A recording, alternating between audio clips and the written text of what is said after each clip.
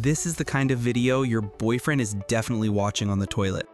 Two brothers, with some time on their hands, bought a heavily damaged 2021 Ford Bronco at auction.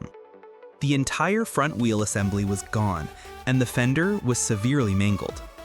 The Bronco had already been sitting at their place for a few days, so the brothers had used that time to source some of the parts they'd need. This pile of various components, including suspension parts, a door, and some interior structural pieces, cost them a whopping $4,500. The car didn't come with a key, so to get it started, they first had to replace the battery and then tow the vehicle to a nearby Ford dealership to have a professional program a new key for it. With the help of the technicians, they quickly got the engine running. However, the noise from the engine bay was incredibly loud. It sounded more like a diesel engine. Back at the workshop, the brothers couldn't figure out why the engine was making such a racket. Their biggest fear was that the engine had major internal damage, which would mean spending a fortune on a replacement. To get to the bottom of it, they immediately opened the hood, but a visual inspection didn't reveal anything suspicious. Then, one of the brothers pulled the dipstick and found it was bone dry. There wasn't a single drop of oil. The engine had been running with absolutely no oil in it, which explained the loud clattering noise. A huge weight was lifted off their shoulders. They immediately went out and bought a bunch of oil. Anxious to see if the engine was okay, one of the brothers floored it all the way home. The first thing they did was pour in the oil they just bought, but when they checked the dipstick, the level hadn't changed much, so he went out and bought another huge jug of oil. After adding all of it, it was time to try starting it again. This time, the engine sound was finally back to normal. With the engine confirmed to be okay, he revved it up and a powerful roar echoed from the engine bay. With the engine problem solved, it was time to get the car off the trailer. Since the suspension was destroyed, he came up with a clever temporary solution. He used a block of wood as a skid. It worked like a snowboard, protecting the workshop floor while allowing them to move the vehicle without causing further damage. He then drove the car outside. As is tradition, the first step was a thorough wash to get a better look at the damage. With the whole family pitching in, the Ford Bronco's paint was soon gleaming again. If you ignored the wrecked parts, it looked like a brand new car. Eager to experience what the Ford Bronco felt like to drive, he took it straight out onto the road for a quick test drive. Then the real work could begin. He started by cutting out all the deployed airbags. Next, he cleaned up all the pet hair left behind by the previous owner.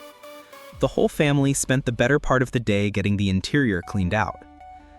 The brothers then modified the wooden block they were using as a temporary wheel, and just like that, took the Bronco for a joyride around town.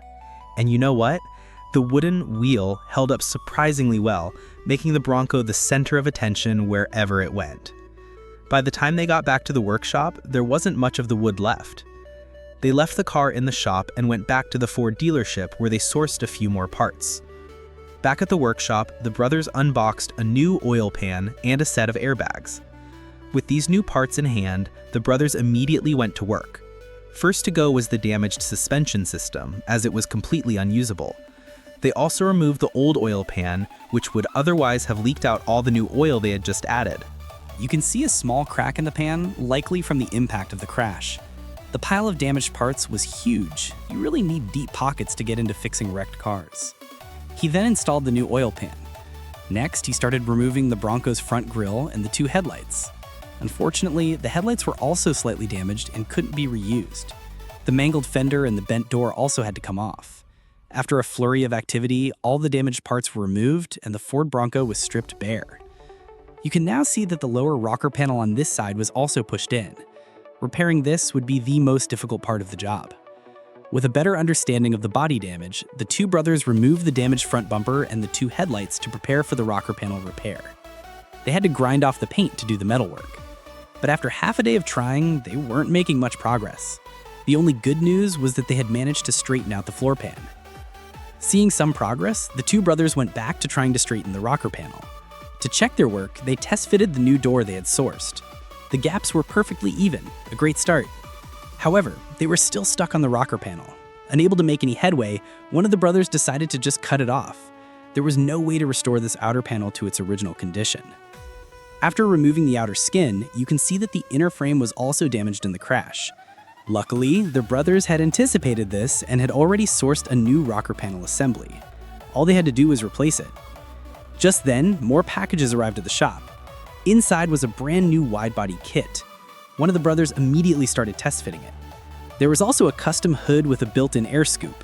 These parts were a major departure from the stock components and would give the Bronco a much more aggressive look.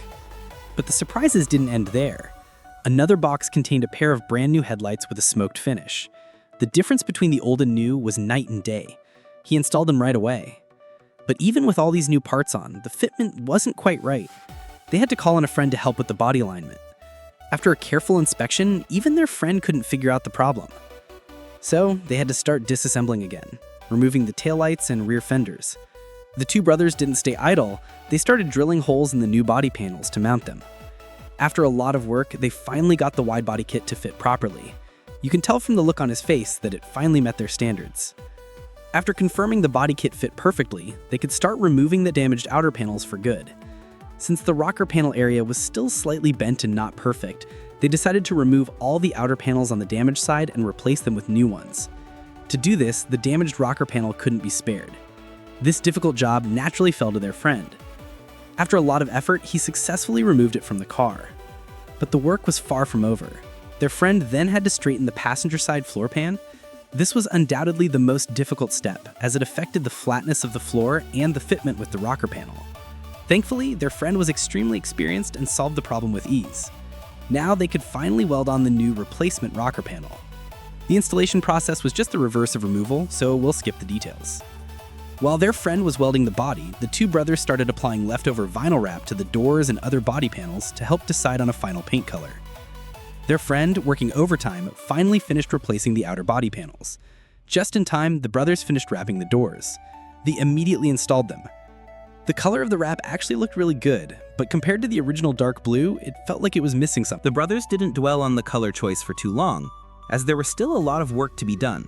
For example, the damaged suspension system. This involved a lot of removal and straightening of the frame. After fixing the suspension and frame issues, it was time for the fine details, like applying body filler. They also tore off the vinyl wrap they had just applied. After much deliberation, they decided to paint the car in its original color. But before painting, all the new body panels needed to be sanded. These white panels are custom molded fiberglass parts, not OEM. For instance, they had to cut out the fuel filler opening on the fender themselves. Luckily, since it was fiberglass, cutting it wasn't too difficult. With all the panels prepped for paint, they went to the store to pick up supplies. Back at the workshop, one of the brothers eagerly popped open a can of paint. It was the original dark blue. After confirming the color was correct, they could send the panels to the paint booth. First, a coat of primer. With his skilled hands, he quickly primered all the parts. After the primer dried, the two brothers started sanding again. They also touched up the weld spots on the rocker panel with some spray paint, as the whole vehicle was about to get its final color coat. The prepped hood, doors, and fenders were brought back into the paint booth. After arranging them, the final painting could begin. Under his expert hand, the panels were quickly transformed from white to the original deep blue. When they brought the painted panels out of the booth, the finish was so glossy you could use it as a mirror. Worried about scratching the fresh paint, they carefully stored the panels separately before moving them back to the workshop. At this point, another large shipment of packages arrived. Inside was a whole new set of upgrades for the Bronco, including a brand new set of coilovers.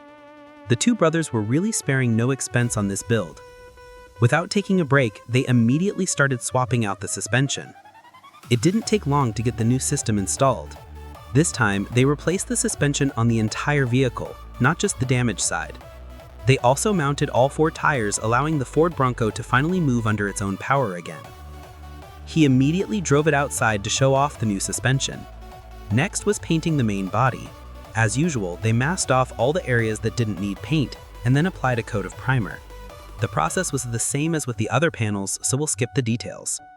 With all the color applied, the doors and body looked brand new. Who could guess this was once a wrecked vehicle? After the paint dried, one of the brothers checked all the wiring and fuses. After confirming everything was okay, they could start installing the freshly painted fenders and other components, along with the headlights and front grille. The Ford Bronco was now in its final assembly stage. They had also ordered 4 brand new wheels, and of course new tires to go with them.